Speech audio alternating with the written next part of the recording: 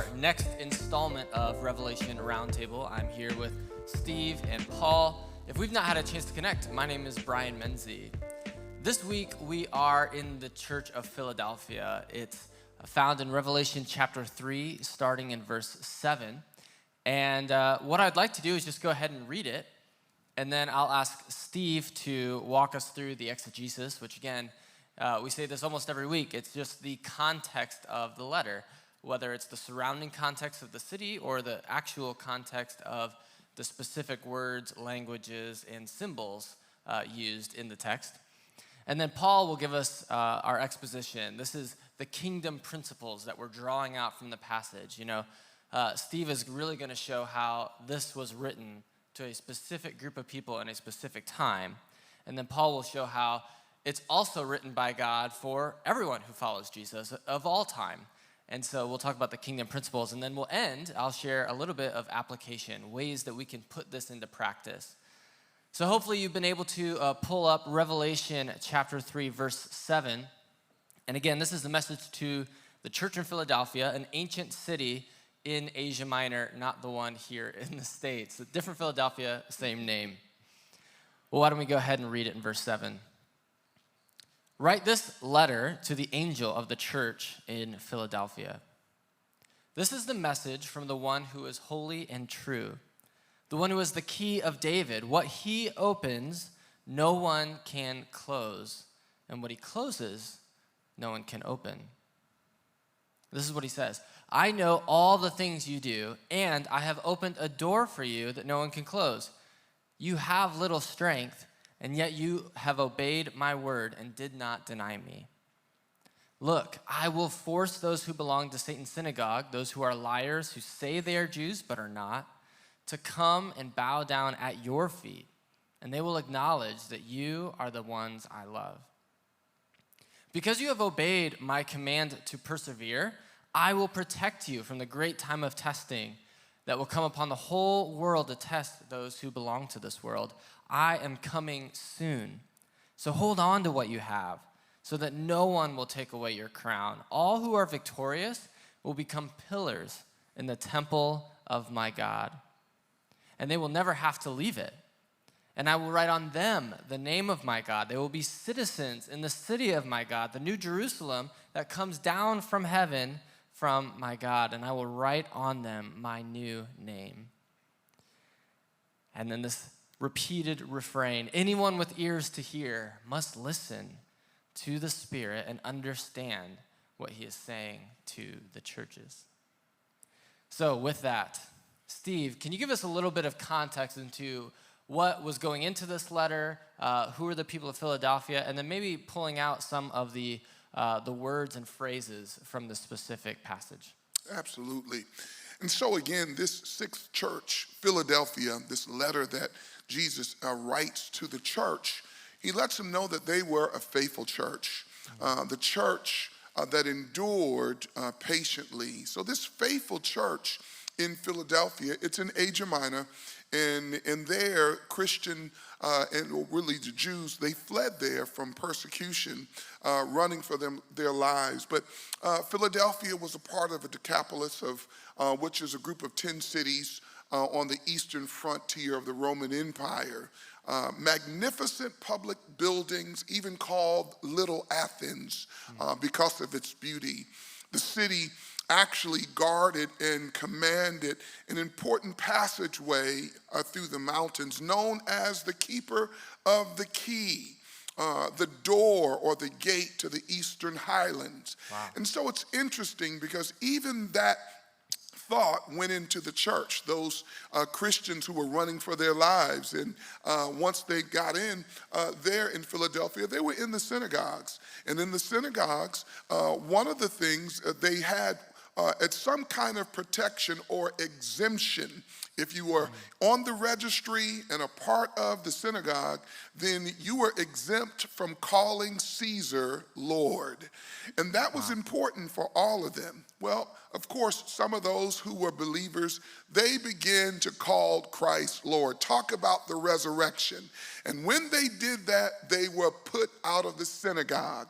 Their name was removed from the registry, which meant they were locked out from the benefits of exemption, locked out from the very synagogue. And Jesus introduces himself into Philadelphia this way. He says he's the one who holds the key of David. What he opens, no one can shut. And what he shuts, no one can open.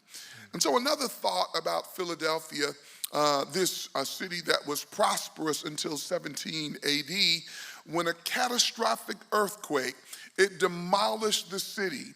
The earthquake, it destroyed the temple, and only pillars were left standing after the earthquake.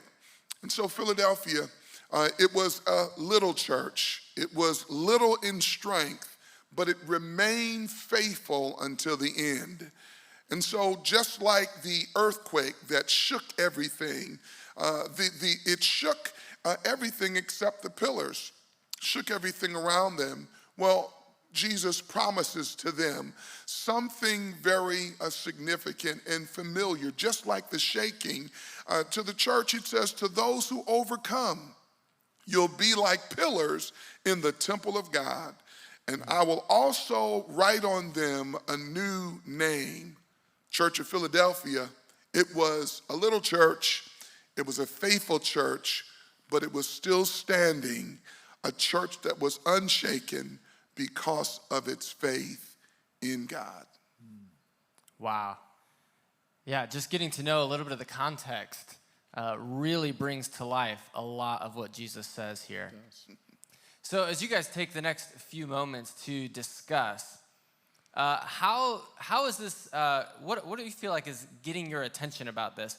What are some of the things that were true about Philadelphia, and what did Jesus say that really spoke to exactly what they were thinking and feeling, what they were going through, and maybe even something similar to what you've gone through? So take these next few moments to discuss.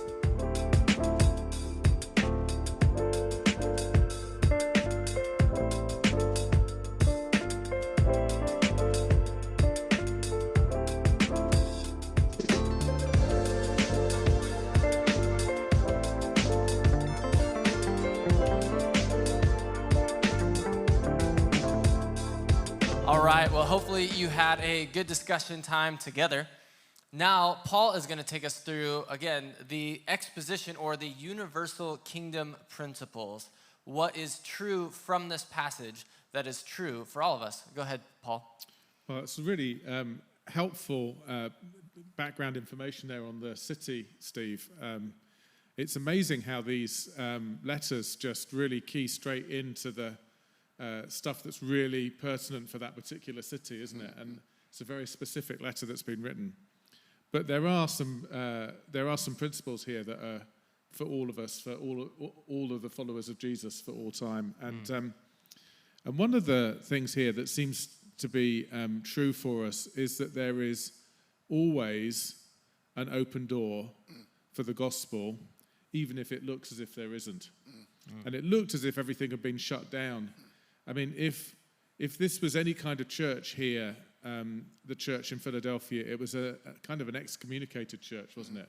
It's a church that had been shut out, and yet Jesus is coming and saying, no, I'm the one who can open the door, and no one else can.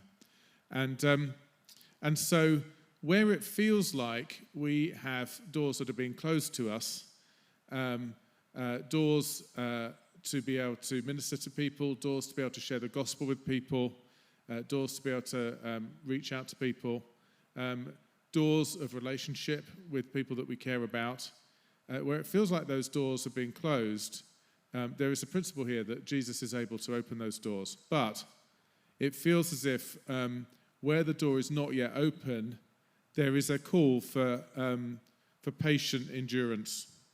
And there may be times that we have to wait, and we have to hold on, and we have to endure, and we have to pray.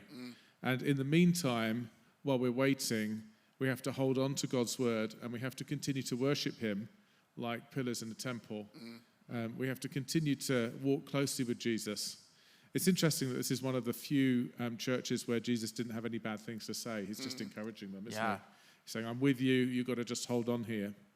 And I think excommunication experiences that, which is the experience of being separated, can be caused by other things too. I mean, I think the coronavirus experience has been one where we basically don't have access to community like we used to. There can be lots of different things. Illness can give us those experiences, sickness. When we have experiences that separate us from people, we're called to remain faithful, to depend on Jesus, to pray, but also to be expectant that he can open those doors. So and I think the other thing there is that when we have little strength, we may feel weak, but we shouldn't think that because we're weak that there aren't kingdom opportunities. And that often Jesus will bring the most powerful kingdom opportunities into situations where we're weak. It reminds me of where Paul says, his strength is made perfect in weakness. And often when we're vulnerable, when we feel like we don't have the resources, those are going to be the times where God is going to use those times, those circumstances, to really give us kingdom breakthrough. So it's good for us to look with those eyes of faith that come through this passage at the different circumstances of our lives and expect God to move and expect Jesus to have those keys of David where he can open doors that look as if they can't be opened. And also where others are seeking to shut us down and persecute us and where we're feeling attacked, where we can expect Jesus to be able to shut those doors and to bring the protection that we need. That's awesome. Wow. It's amazing. It's amazing how each of us can relate in some way to this story and to what this church was going through. And so as we move into this next discussion time, what we're trying to identify is, what is God saying to us?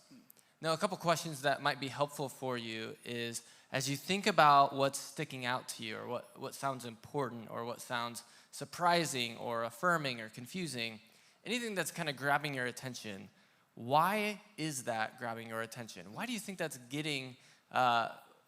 causing you to think?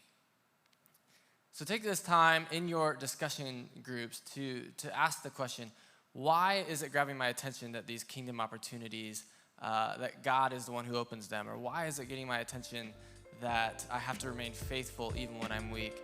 Take some time to talk about that now.